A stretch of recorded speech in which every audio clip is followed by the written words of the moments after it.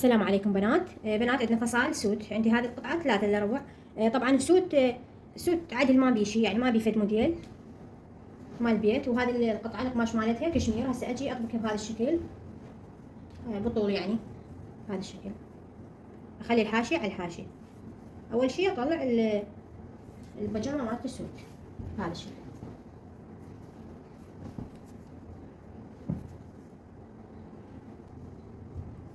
هسه بس خل اطبقها زين وارجع لكم. هسه بنات شوفوا، بعد ما طبقت القماش بهذا الشكل بالطول 4 طبقات، اجي اطلع طول الكيلوت عندي. انا عندي طول الكيلوت 100، فراح اترك 10 سنتيم للاستيك، اطلع 110 للاستيك وللكفة.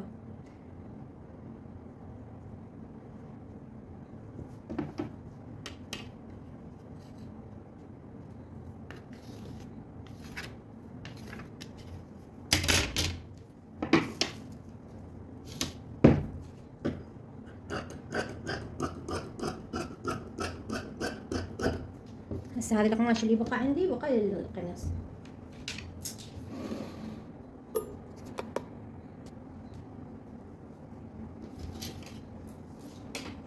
اول شيء اسوي القماش من هذا الجهه.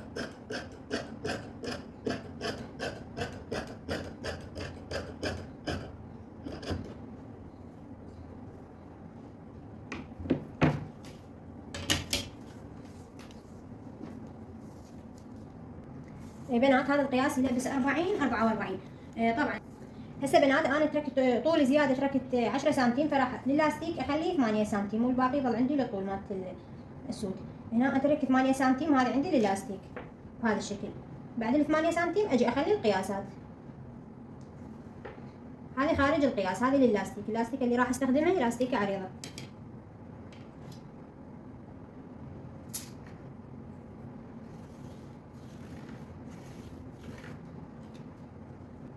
هذه 8 سنتيم، هذه للاستيك. من بعدها اخذ القياس من هذا الخط، اترك 8 سنتيم واخذ القياس. عند ربع دوران الورك 20، اضيف 8 سنتيم يصير عندي ربع دوران الورك 28 سنتيم. هذه 28 سنتيم ربع دوران الورك. قلت لكم هذا القياس يلبس 44، يلبس 40، يعني مريح عريض. وبهذا الشكل نفس القياس راح انزله 28 سنتيم. واجي الخط عدل بهذا الشكل.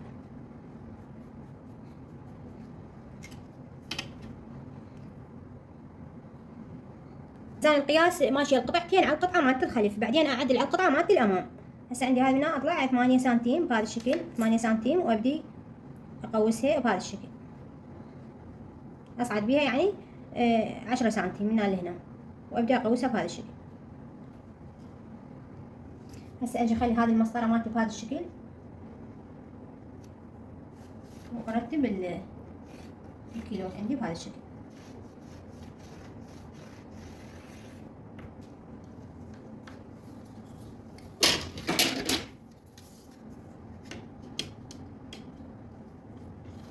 طبعا الموديل ما بيه شي، بس تشاكات تصير بيه من الجوانب، يعني بالخياط. من نخيط نترك بيه فتحات ونخليه دقم. هسه ابدي افصل التخطيط، ما جاي يصير واضح على هذا القماش.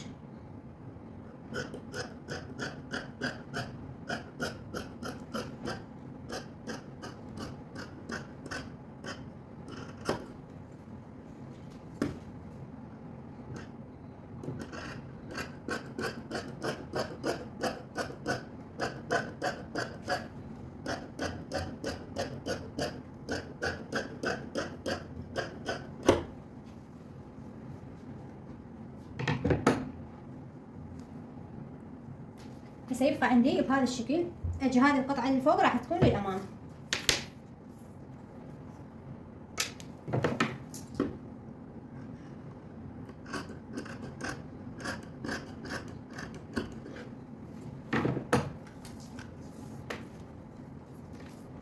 هذه القطعه انزل بها 4 سنتيم بهذا الشكل، والحد المنتصف ابدي انهيها بصفر.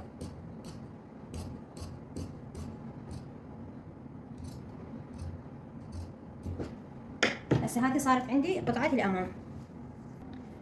اخذ 2 سنتيم وانزل بين اللي جوا. هذه من الجهة مالت الأمام 2 سنتيم وانزل بين اللي جوا.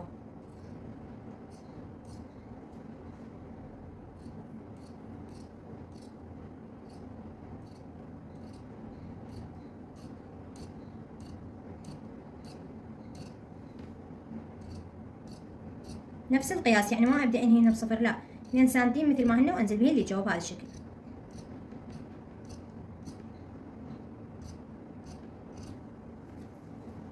هاي يا بنات هسه هذا فصال الكيلوت كمل عندي بهذا الشكل. طبعا الموديل مالته هو بالخياط راح تكون بي اترك بيه شاكه يعني مسافه، وبالكفه اتركها مفتوحه بهذا الشكل، وهنا صار عليه دقم. هذا الموديل مالته. هسه هذه خلصنا من عندي. هذا القماش اللي بقى عندي، اجي اطلع القميص بنفس الطريقة، اطبق القماش بالطول بهذا الشكل. هسه بنات عندي هذا القميص بنفس الطريقة طبقت القماش بالطول بهذا الشكل. اجي اطلع على طول القميص، انا عندي طول القميص 75، هنا راح اخليه 80 يعني للكف وللخياط.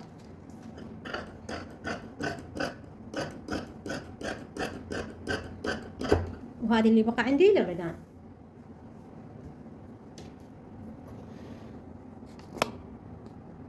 القميص يعني يكون عريض وشاكات من الجوانب. سأجي اطلع قياس الاكتاف. هنا عندي قياس الاكتاف 20 سنتيم، نزال 24. محيط الصدر، ربع دوران محيط الصدر عندي 28 سنتيم.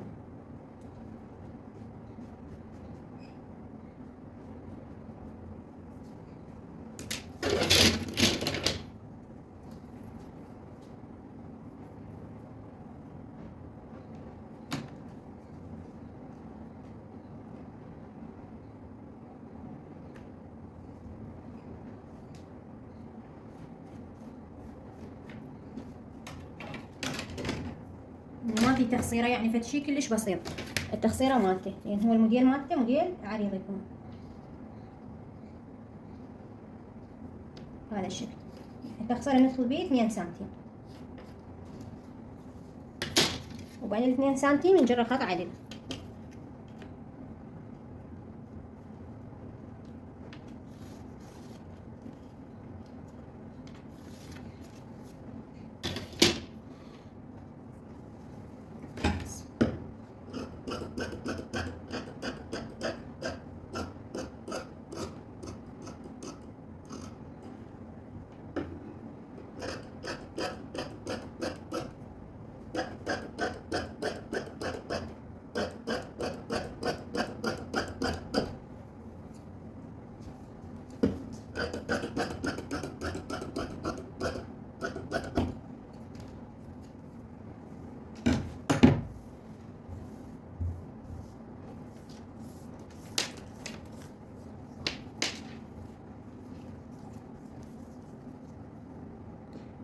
قياس حفرة الرقبة عندي 8 سنتيم، ونزول الكتف عندي 3 سنتيم.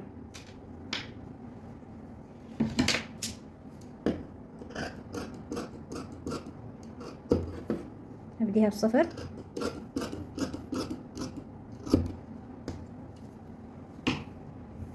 هذا القميص بنات الموديل مالته يعني هو راح يبقى عندي بهذا الشكل، بس من يتخيط اترك مسافة هنا، اترك مسافة تقريبا 15 سنتيم. بعد ما اكفه يعني راح يصير عندي بيه شاكات من الجوانب، وبعد ما ينكف بهذا الشكل تبقى هذه الجوانب مفتوحة، وراح تكون بيه هنا عندي دقم بس من الامام. هسه عندي هذه القطعة مالت الخلف،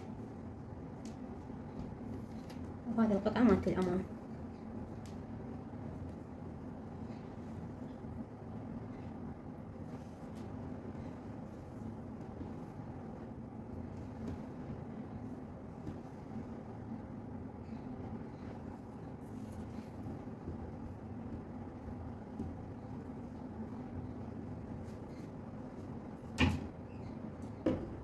ابدأ بصفر، من قطعة الأمام أخذ 1 سنتيم بهذا الشكل،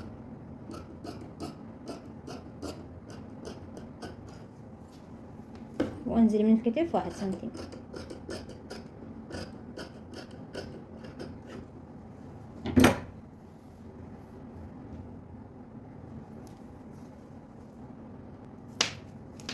حفرة الرقبة عندي مالته تكون مدورة، انزل 14 سنتيم.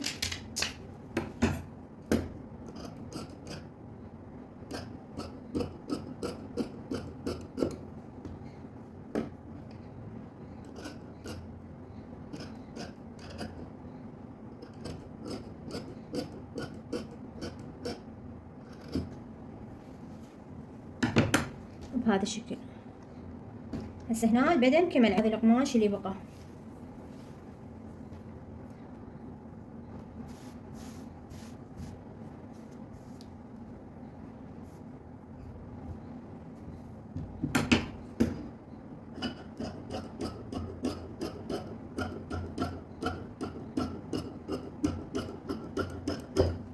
هذا القماش عندي زايد.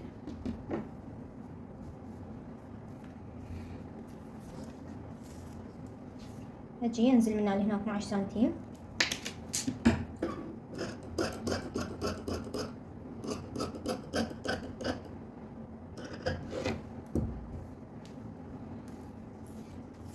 سأحدد طول المردان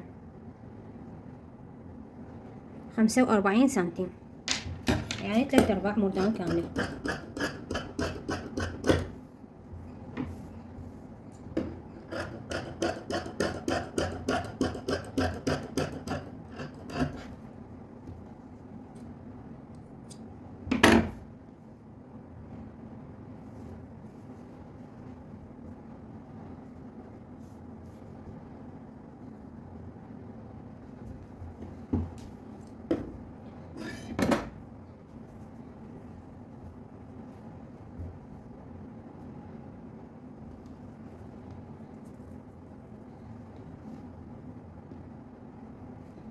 وهذه منها بس من جهة الأمام آخذ تقريبا 1 سنتيم، أبديها بصفر وأنهيها بصفر بهذا الشكل، وأقرب قرضة على مود ما أتيه.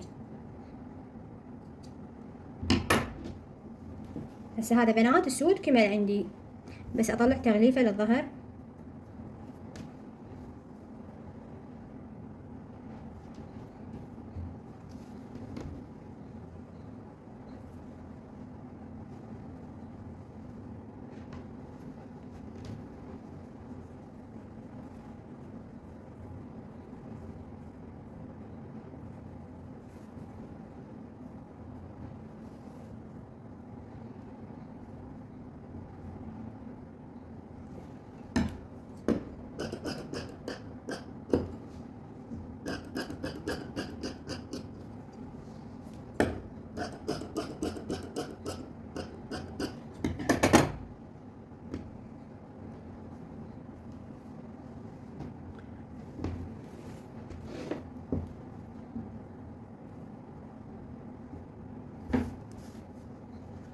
وهذه عندي القطعة مالت الصدر هم أطلع لها تغليفة بهذا الشكل.